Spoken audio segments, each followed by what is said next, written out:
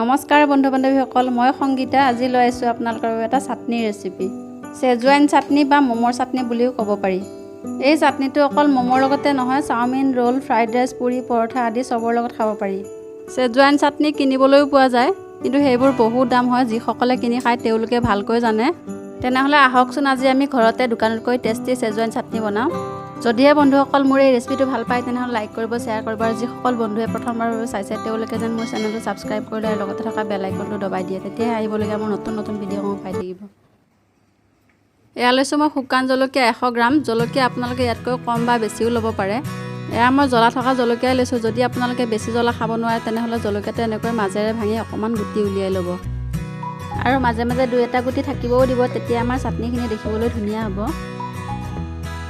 মই বেছি জ্বলা হলে খাই ভাল পাওঁ সেই কাৰণে মই গুটিখিনি নুলিয়াও মাত্ৰ ঠাৰিকিডালহে চিঙি লম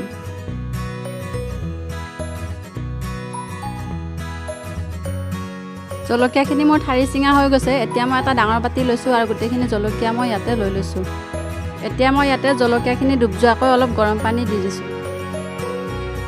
আৰু এইখিনি মই মাত্ৰ 5 মিনিটৰ বাবে ঢাকি থৈ দিম কাৰণ শুকান জলকীয়াবোৰত ধূলি বালি লেতেৰা বহুত লাগি থাকে চামুচ এখনৰে এনেকৈ দবাই দিব যাতে জলকীয়াত থকা লেতেৰাবোৰ গুচি যায় 5 মিনিট হৈ গ'ল এতিয়া মই জলকীয়াখিনি সসপেন এটাত লৈ লৈছো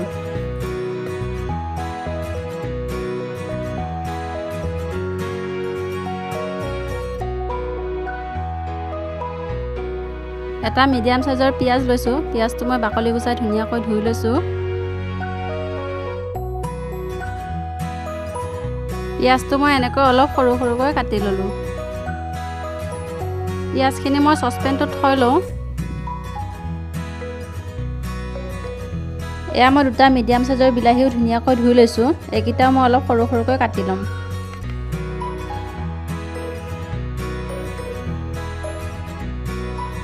বিলাহীখিনিও সসপেনটোতে একেলগে থৈ লৈছো এতিয়া মই ইয়াতে পানী দি দিছো 1 লিটাৰতকৈ অলপ কম হ'ব এতিয়া মই গেছটো জ্বলাই সসপেনটো বহাই দিছো আৰু এইখিনি 20 মিনিট মান ভালকৈ সিজিবলৈ দিম মুঠতে জলকীয়াখিনি ভালকৈ কোমল হৈ নাহালৈ সিজিবলৈ দিম একেলগতে সোৱাদ অনুযায়ী নিমখ এচামুচো দি দিছো গেছৰ ফ্লেমটো মই হাইতে ৰাখিছো 20 মিনিট হৈ গ'ল এয়া চাওক জলকীয়াখিনি আমাৰ ধুনীয়া কোমল হৈ আহিছে বিলাহী পিয়াজখিনিও সিজি গৈছে এতিয়া মই গেছৰ ফ্লেমটো অফ কৰি দিছো আৰু এইখিনি এতিয়া অলপ সময় ঠাণ্ডা হ'বলৈ দিম এইখিনি আমাৰ ঠাণ্ডা হৈ গৈছে এতিয়া মই মিক্সিৰ জাৰ এটাত এইখিনি লৈ লৈছো আৰু এইখিনি অলপ ৰাফকৈ পিচি লম একেবাৰে মিহি কৰি নেপেলাব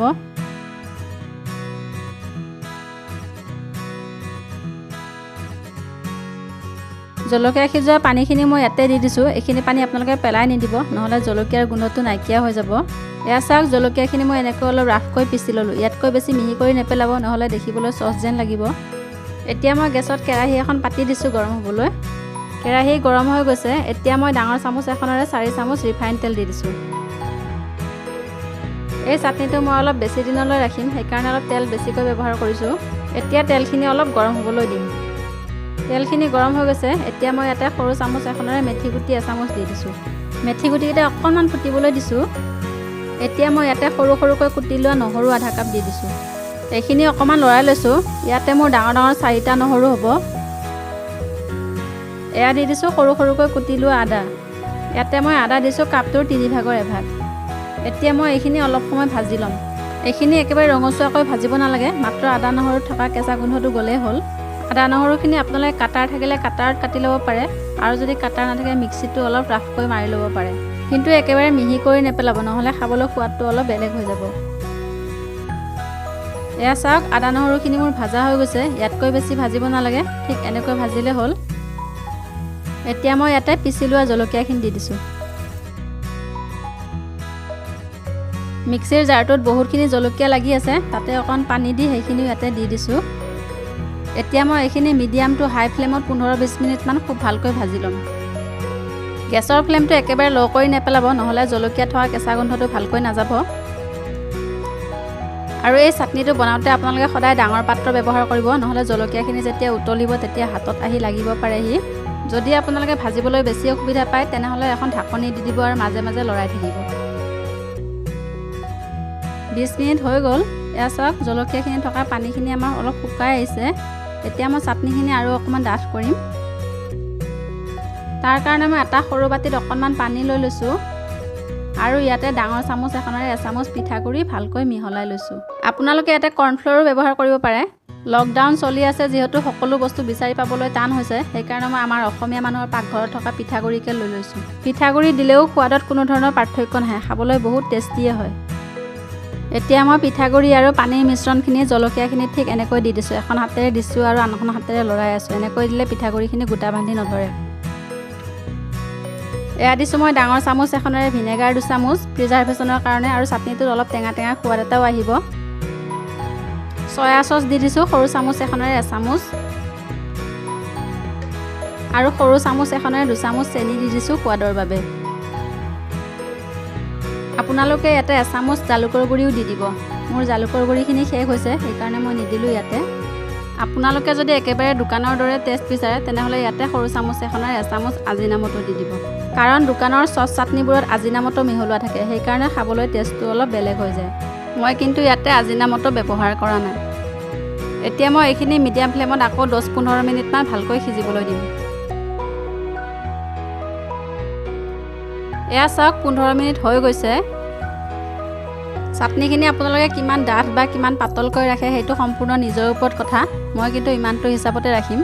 চাটনিখিনিত এটা খুব ধুনীয়া জিলিকনি আহিছে আৰু ওপৰত অলপ অলপ তেল বিৰিঙিও আহিছে। তাৰমানে আমাৰ চাটনিখিনি ৰেডি হৈ গৈছে। নমোৱাৰ আগতে আপোনালোকে নিমখ টেঙা মিঠাটো অলপ টেষ্ট কৰি চাব, আৰু যদি প্ৰয়োজন হয় অকণমান মিহলাই দিব। ইয়াতে মোৰ একো বস্তু মিহলোৱাৰ প্ৰয়োজন হোৱা নাই, সকলোবোৰ বস্তু পূৰা পাৰফেক্ট হৈছে। এতিয়া মই গেছৰ ফ্লেমটো অফ কৰি দিছোঁ আৰু এইখিনি ভালকৈ ঠাণ্ডা হ'বলৈ দিম। এয়া চাওক চাটনিখিনি মোৰ ধুনীয়া ঠাণ্ডা হৈ গৈছে। এতিয়া মই এটা আইনাৰ বাটিত এই চাটনিখিনি ষ্ট'ৰ কৰি থৈ দিম, আৰু যেতিয়াই প্ৰয়োজন হয় তেতিয়াই উলিয়াই খাম। এই চাটনিটো আপোনালোকে ফ্ৰিজত ষ্ট'ৰ কৰি 2-3 মাহ ধুনীয়াকৈ খাব পাৰিব। এই চাটনিটো ম'মৰ লগত খাবলৈ খুব ভাল লাগে, সেইকাৰণে মই কেইটামান ম'ম' বনাই লৈছোঁ। যদি আপোনালোকক এই ম'মৰ ৰেচিপিটো লাগে তেনেহ'লে কমেণ্ট বক্সত কমেণ্ট কৰি জনাবচোন। আৰু চাটনিৰ ৰেচিপিটো কেনে লাগিলে সেইটোও জনাবলৈ নাপাহৰিব। আজিলৈ আহিছোঁ, আকৌ আহিম এটা নতুন ৰেচিপিৰ সৈতে। মোৰ এই ভিডিঅ'টো সম্পূৰ্ণকৈ চোৱাৰ বাবে বহুত বহুত ধন্যবাদ।